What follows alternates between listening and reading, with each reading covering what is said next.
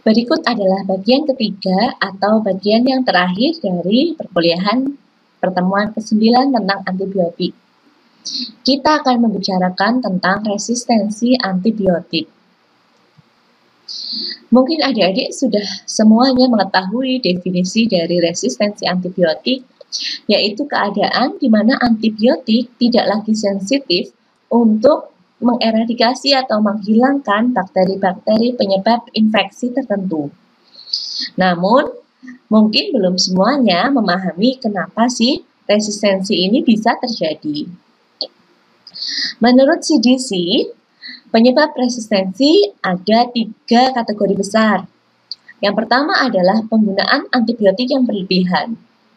Misalnya penggunaan untuk penyakit-penyakit yang tidak merupakan penyakit infeksi, seperti flu atau rasa sakit di tenggorokan. Yang kedua adalah penggunaan antibiotik pada hewan. Penggunaan antibiotik yang digunakan pada hewan tanpa sepengetahuan veteriner atau dokter hewan akan berisiko terhadap penyalahgunaan. Karena tujuan penggunaannya tidak hanya untuk menghilangkan penyakit pada hewan, tetapi juga untuk meningkatkan pertumbuhan hewan. Hal ini tentunya bisa menjadi foodborne contamination terhadap manusia sehingga menyebabkan intake antibiotik yang tidak diinginkan. Hal ini juga berpengaruh terhadap munculnya resistensi antibiotik. Yang ketiga adalah penyebaran strain bakteri yang kebal antibiotik dari satu orang ke orang yang lain atau dari non-manusia ke lingkungan. Penggunaan antibiotik yang berlebihan seperti penyebab pertama atau penggunaan antibiotik pada hewan seperti penyebab kedua bisa memunculkan strain-strain bakteri baru yang lebih kebal terhadap antibiotik. Dan mengerikannya adalah strain ini bisa ditularkan antar orang ke orang atau dari non-manusia ke lingkungan sehingga manusia mendapatkan strain yang kebal tadi dari lingkungan. Hal ini bisa merugikan pada perkembangan tata laksana penyakit infeksi ke depan. Ini adalah ilustrasi bagaimana terjadinya resistensi antibiotik. Jika terjadi resistensi di salah satu atau sedikit dari bakteri penyebab infeksi tertentu, maka dia bisa menyebabkan persebaran resistensi ini ke bakteri-bakteri yang lain. Yang kedua, penggunaan yang tidak tepat. Ini bisa berisiko menyebabkan hilangnya bakteri-bakteri baik di dalam tubuh. Yang ketiga adalah kemampuan dari bakteri tadi yang resisten bisa menyebabkan perkembangan bakteri-bakteri tersebut di dalam tubuh manusia yang tadi sudah hilang kemampuannya akibat hilangnya bakteri-bakteri baik. Sehingga akhirnya bakteri-bakteri yang resisten tadi menyebarkan kemampuan drug resistensinya ke bakteri lain, misalnya di dalam tubuh manusia atau di dalam lingkungan. Sedangkan bagaimana bakteri bisa mengembangkan kemampuannya terhadap resistensi antibiotik bisa diperoleh dari berbagai macam cara. Misalnya, ada beberapa bakteri yang memiliki senyawa yang mampu menetralisir kemampuan antibiotik, sehingga menyebabkan antibiotik tidak berbahaya baginya. Contohnya adalah bakteri-bakteri penghasil beta-laktamase. Yang kedua adalah kemampuan bakteri memompa kembali antibiotik dari dalam tubuh keluar sebelum antibiotik merusak bakteri tersebut, atau efflux. Yang ketiga adalah beberapa bakteri mampu mengubah struktur luarnya sehingga antibiotik tidak bisa menempel dan bekerja pada sel antibiotik tersebut. Dan yang terakhir adalah bakteri bisa mengalami mutasi genetik. Hasil mutasi ini bisa muncul sebagai kekebalan terhadap antibiotik. Jika adik-adik menginginkan gambaran lebih lanjut dari mekanisme resistensi tersebut, adik-adik bisa mengecek video yang saya attach dari FDA pada laman LD-RU.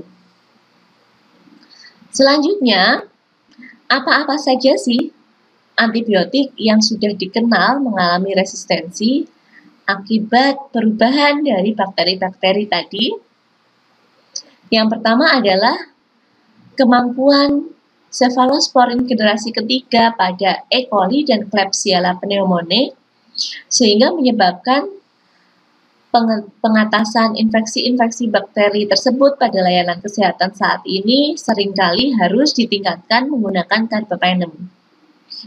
Angka resistensi Klebsiella pneumoniae terhadap cephalosporin generasi ketiga bahkan sudah mencapai 54%. Yang kedua, beberapa E. coli juga resisten terhadap fluoroquinolone. Sehingga untuk tata laksana saluran kemih, penggunaan bentuk oral menjadi terbatas dan dialihkan menjadi bentuk injeksi intravena dari fluoroquinolone. Yang ketiga adalah jenis MRSA yang sudah sangat terkenal, yaitu methicillin resistant Staphylococcus aureus, yang menyebabkan kesulitan terhadap pengobatan infeksi kulit dan luka. Dan adanya MRSA ini menyulitkan pilihan antibiotik utama pada operasi ortopedi. Selanjutnya adalah turunnya suseptibilitas penisilin pada hampir 50% infeksi S. pneumoniae, sehingga seringkali terjadi pneumonia dan meningitis pada anak dan geriatri yang sulit ditangani akibat strain tersebut. Resistensi fluoroquinolone juga bisa terjadi pada bakteri-bakteri penyebab diare seperti Salmonella non-typhoid dan Shigella. Dua bakteri ini adalah bakteri-bakteri yang seringkali menyebabkan diare berlendir dan berdarah dan sulit sekali diatasi dengan fluoroquinolone saat ini karena resistensinya. Dan laporan terakhir menunjukkan adanya resistensi N. gonorrhoeae terhadap cephalosporin generasi ketiga. Hal ini sudah ditemukan di 36 negara pada tahun 2015 dan mungkin saat ini sudah berkembang menjadi lebih banyak negara yang mengalami resistensi cephalosporin generasi ketiga untuk tata laksana N. gonorrhoeae. Hal ini tentunya sangat membuat farmasis kesulitan dalam memilihkan terapi antibiotik. Resistensi antibiotik harus dicegah dan ditangani. Contohnya dengan melakukan langkah-langkah pencegahan berikut. Yang pertama, selesaikan terapi antibiotik sesuai durasi pengobatan yang ditentukan. Jangan pernah menghentikan antibiotik di tengah course meskipun tubuh sudah merasa lebih baik. Yang kedua adalah gunakan antibiotik secara teratur sesuai jadwal dan dosisnya. Tidak perlu mengurangi antibiotik dalam pendosisan karena antibiotik tidak memerlukan tapering off dalam penghentian penggunaannya. Tidak perlu juga melakukan adjustment frekuensi penggunaan tanpa adanya arahan dari dokter, apalagi tanpa didukung alasan yang kuat seperti gangguan ginjal atau gangguan hati. Yang ketiga, jangan simpan sisa antibiotik. Karena jika menyimpan sisa antibiotik, artinya ada dua ketidakpatuhan yang terjadi. Yang pertama adalah pasien yang menyimpan, maka dia tidak menghabiskan antibiotiknya sesuai dengan saran. Sehingga durasi pengobatannya lebih sedikit.